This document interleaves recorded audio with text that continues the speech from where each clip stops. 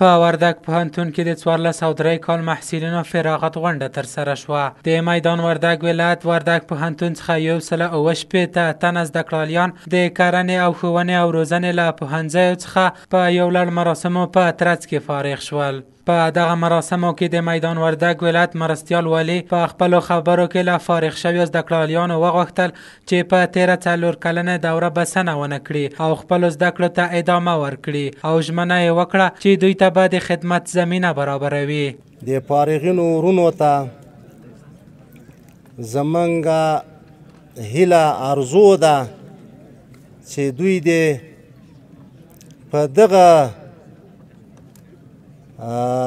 تحصیل چې دوی کوم کړی ده زحمتونه یې ویستلی دي تکلیفونه یې ویستلی دي مصارف یې کړي دي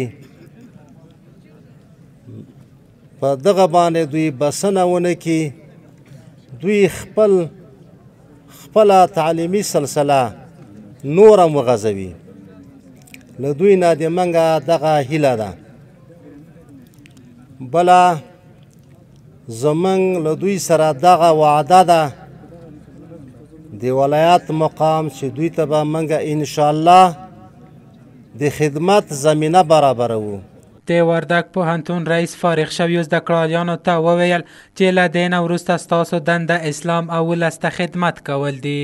په جامعه کې به د تا اصلي هدف ولس ته خدمت کول وي، اسلام ته خدمت کول وي او هغه څه چې د ولس په تا مصرف کړي دي د هغې شکریه ادا کول وي.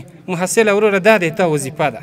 د وردګ پوهنتون استاد بیا د خپلو زده کړالیانو په هکله معلومات وړاندې کړل چې دوی ته په علمي برخه کې ورته د زده کړې زمینه برابره کړې وه.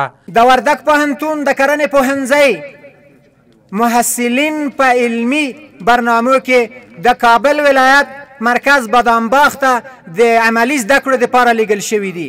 په مختلفو کرنیزو نباتاتو علمي څېړنې کړي دي او نتیجې یې ترلاسه کړي دي چې انشاءالله نن ورځ به خپلو ساحو او منطقو ته هغه نتیجې ورسوي سي او انشاءالله مثبت رول به ولوبوي.